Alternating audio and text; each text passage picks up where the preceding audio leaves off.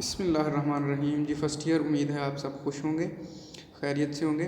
آج ہمارا chapter number 2 سر سید احمد خان، جس کے مصنف ہیں اپنی مدد آپ۔ ٹھیک ہے جی، یعنی انسان کو جب تک اپنی مدد آپ کرنے کی صلاحیت انسان کے اندر پیدا نہیں ہو سکتی تو اس وقت تک انسان کی ترقی بالکل ہی ناممکن ہے۔ ٹھیک ہے جی، آپ نے اکثر جو ہے وہ مولانا ظفر علی خان کا وہ شعر سنا ہوگا جس میں انہوں نے لکھا تھا کہ خدا نے آج تک اس قوم کی حالت نہیں بدلی، خدا نے آج تک اس قوم کی حالت نہیں بدلی، نہ ہو جس کو خیال آپ اپنی حالت کے بدلنے کا۔ ٹھیک ہے جی، جب تک انسان خود کوشش نہیں کرے گا، جب تک انسان خود تگ و دو نہیں کرے گا، خود محنت نہیں کرے گا، تب تک بالکل بھی ناممکن ہے کہ انسان کسی بھی کام میں کامیاب ہو سکے۔ تو ہم مصنف کا تعارف پہلے کرتے ہیں، جس طرح سے ہم اکثر کرتے ہیں۔ سر سید احمد خان، ٹھیک ہے جی، ان کا نام آپ نے اکثر سنا ہوگا۔ 1817 کو پیدا ہوئے اور 1898 کو ان کا انتقال ہوا۔ برصغیر کے اندر مسلمانوں کو تعلیمی حوالے سے جس شخصیت نے سب سے زیادہ جو ہے ابھارا، سب سے زیادہ تعلیم حاصل کرنے کی طرف راغب کیا، بالخصوص انگریزی تعلیم، انگریز کے ذہن کے مطابق ذہن لانے کے لیے، انگریز کی سوچ کے مطابق سوچ لانے کے لیے جس شخص نے سب سے زیادہ کام کیا وہ سر سید احمد خان تھے۔ یاد رکھیے گا، آج بھی آپ کو معاشرے میں ایسے لوگ مل جائیں گے جو سر سید احمد خان کو انگریزی نمائندہ کہتے ہیں کہ یہ انگریز سرکار سے پیسے لیتا تھا اور اس لیے اس نے انگریزی کو برصغیر کے اندر، یہ وہ واحد شخصیت ہے جو انگریزی کو لے کے آیا، اس کی وجہ سے آج ہمارا نصاب انگریزی میں ہے، ہمارے ملک کے اندر انگریزی ہے۔ لیکن وقت کی ضرورت تھی، آپ سید تھے، اور یاد رکھیے کتابوں میں نے پڑھا، سنا، دیکھا ہے کہ آپ حسینی سید تھے، یعنی حضرت امام حسین کی آل میں سے تھے۔ ٹھیک ہے جی، اور اسی لیے انہوں نے اس وقت کی ضرورت کو پہچانا۔ اس وقت جو اہم ضرورت تھی وہ انگریز کے برابر آنے کے لیے مسلمانوں کو تعلیم بہت ضروری تھی، کیونکہ پوری دنیا کے اندر انگریزی تھی۔ اگر مسلمان انگریزی نہیں بھی سیکھتا اس وقت، اگر فرض کیا جائے، تو مسلمان دنیا کے ترقی یافتہ ممالک کی صاحب میں کھڑا نہیں ہو سکتا تھا۔ اسی لیے انہوں نے جو ہے وہ مسلمانوں کو کہا کہ پہلے سیاست سے دور رہیں، کسی قسم کی تحریک میں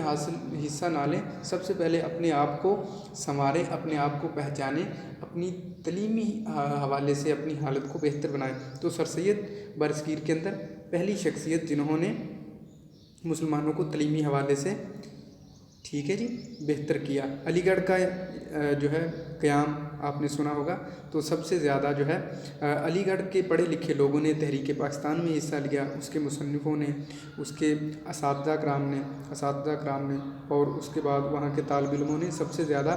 پاکستان کی تحریک میں حصہ لیا۔ اور علی گڑھ یونیورسٹی سے پڑھے ہوئے لوگ آج بھی جو ہے اگر ان کو دیکھا جائے تو ان کے شاگرد جو ہیں بہت ہی ذہانت کے مالک ہیں، جس سے ہمیں پتہ چلتا ہے کہ سر سید جو ہیں کتنی بڑی شخصیت تھے۔ ٹھیک ہے جی، اور ان کی کچھ کتابیں جو تاریخ سرکشی بجنور، رسالہ اسباب بغاوت ہند، یعنی جب مسلمانوں نے جو جنگ آزادی ہوئی تھی اس میں ہندوؤں نے سارے الزامات مسلمان پر لگا دیے تھے کہ انہوں نے، تو اس حوالے سے انہوں نے رسالہ اسباب بغاوت ہند لکھا تھا کہ ہم نے جو ہے آپ کی جو ہے نافرمانی یا آپ کے خلاف جنگ نہیں کی، ہم نے ترکی کے مسلمان جو ہیں، انگریزوں کو انہوں نے لکھا کہ وہ ہمارے مذہبی بھائی تھے، ہم نے تو ان کی مدد کی ہے، نہ کہ انگریزی مخالفت کی تھی ہم نے۔ تو اس میں انہوں نے اسباب بغاوت ہند رسالے میں انہوں نے اس بات کی وضاحت کی تھی۔ ٹھیک ہے، اس کے بعد خطبات احمدیہ، تبین الکلام ان کی مشہور، اور تفسیر القرآن ان کی مقالات سر سید، اور اس کے علاوہ سبق اپنی مدد آپ، جو کہ مقالات سر سید سے ماخوذ ہے، یہ اس مقالات سر سید میں سے لیا گیا ہے۔ ٹھیک ہے جی، تو اب ہم اپنے اصل سبق کی طرف آتے ہیں۔ خدا ان کی مدد کرتا ہے جو اپنی مدد آپ کرتے ہیں۔ ٹھیک ہے جی، قرآن پاک میں واضح الفاظ ہیں، اللہ تعالیٰ ارشاد فرماتے ہیں کہ اللہ تعالیٰ اس قوم کی حالت نہیں بدلتا جب تک وہ خود اپنے دل و دماغ کے اندر انقلاب پیدا نہ کر لیں۔ ٹھیک ہے جی، یہ قرآن پاک کے الفاظ ہیں۔ تو جیسا کہ میں نے آپ کو پہلے بتایا تھا کہ اسی کا ترجمہ مولانا ظفر علی خان نے کیا کہ خدا نے آج تک اس قوم کی حالت نہیں بدلی، نہ ہو جس کو خیال اپنی حالت کے بدلنے کا۔ جب تک ہم خود کوشش نہیں کریں گے، خود محنت نہیں کریں گے تو اس وقت تک کامیابی ناممکن ہے۔ اچھا، یہ کہتا ہے کہ یہ ایک نہایت عمدہ اور آزمودہ مقولہ ہے۔ یہ قول جو ہم نے اوپر پڑھا ہے کہ خدا ان قوم کی مدد کرتا ہے جو اپنی مدد آپ کرتے ہیں، تو یہ ایک کہی سنی بات نہیں بلکہ ایک آزمودہ آزمایا ہوا قول ہے۔ اس کے پیچھے قوموں کا جو ہے وہ ترقی چھپی ہوئی ہے۔ اس چھوٹے سے فقرے میں انسانوں اور قوموں اور نسلوں کا تجربہ جمع ہے۔ ایک شخص میں اپنی مدد کرنے کا جوش اس کی سچی ترقی کی بنیاد ہے،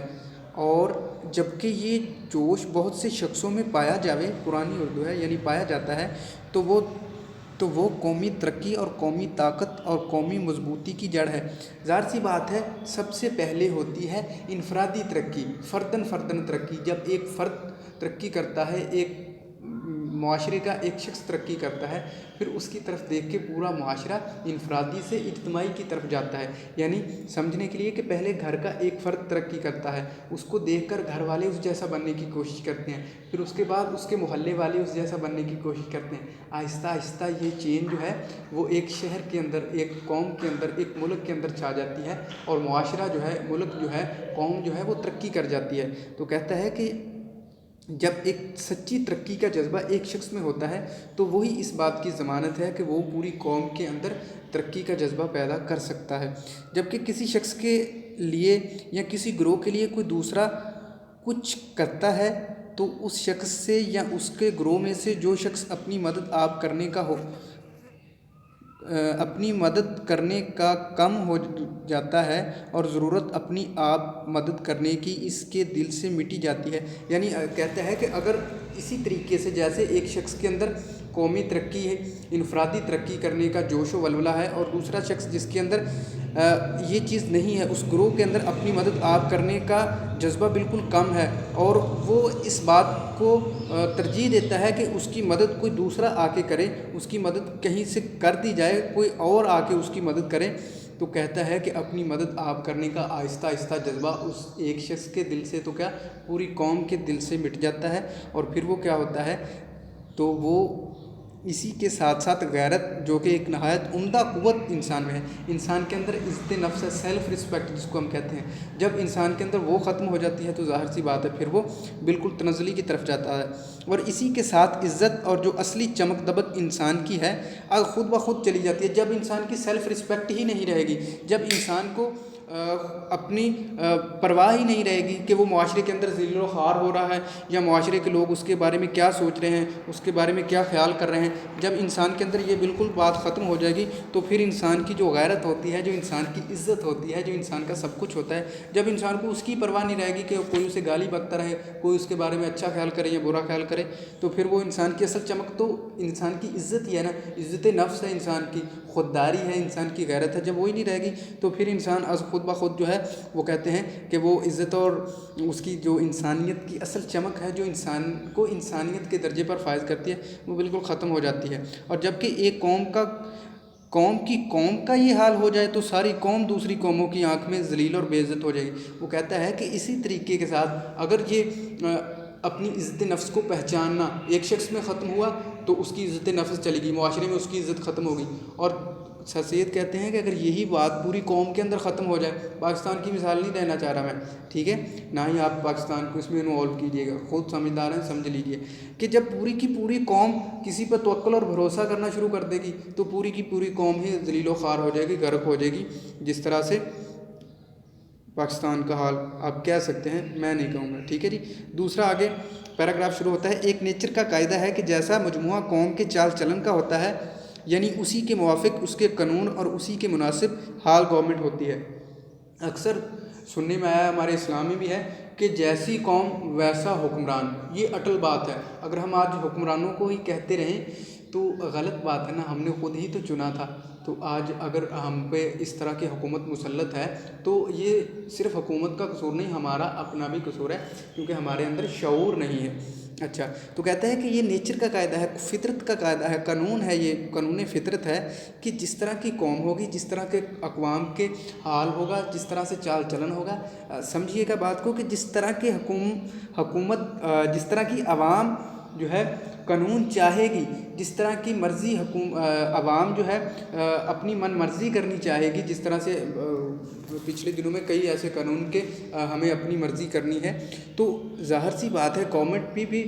वैसा ही करेगी कि आवाम के मुवाफ़िक कानून बनाएगी। अगर हम कहते हैं कि हमने जो है मुल्क के अंदर ये कानून जमहूरियत है ना, तो कोई एक मिसाल ले लें कि जैसे पूरे मुल्क के अंदर जी पैंट शर्ट जो है वो लागू कर देनी है, पैंट शर्ट पहना करनी है, तो अगर हुकूमत कहेगी भी नहीं, लेकिन अवाम ने अगर इस बात को जान लिया है, एक ट्रेंड चल पड़ा है, तो फिर हुकूमत की मजबूरी है उस कानून को पास कर देगी, क्योंकि सारी कौम चाहती है। तो इसीलिए कहते हैं कि जैसी आवाम होती है वैसा उन पर हुक्मरान कुदरती तौर पर मुसल्लत होता है। उसी मुल्क की राया के चाल चलन, इखलाक व आदात, तहज़ीब व शाइस्तगी पर मुनहसर है, क्योंकि कौम शख्सी हालतों का मजमूआ है। कौम कैसे बनती है? फ़र्द से मिलकर कौम बनती है, एक एक शख्स से मिलकर कौम बनती है, और कौम जो है वो शख्सी हालतों का, यानी एक एक शख्स के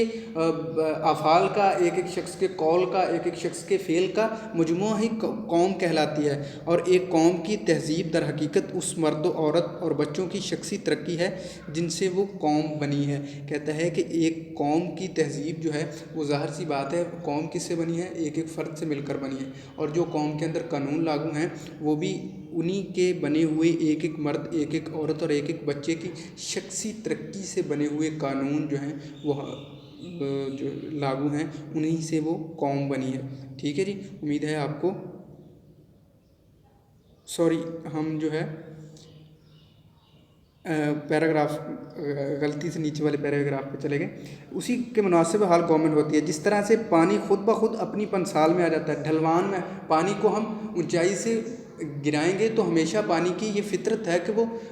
ढलवान की तरफ जाएगा, यही बात उसने कहा। इसी तरह उम्दा राया पर उम्दा हुकूमत होती है, और जाहलो ख़राब और ना तरबियत याफ्ता अवाम पर ऐसी ही अखड़ हुकूमत होती है, जिस तरह के हालात से आज हम वाबस्ता हैं, जिस तरह के हालात से आज हम दो चार हैं। तो सर सैयद कहते हैं कि जब तक शख्सी मेहनत नहीं करेंगे, हम शख्सी अपनी ज़िम्मेदारियों को नहीं पहचानेंगे, एक एक फ़र्द अपनी ज़िम्मेदारी को नहीं पहचानेगा, उस वक्त तक कौम कभी भी तरक्की नहीं कर सकती। ठीक है जी।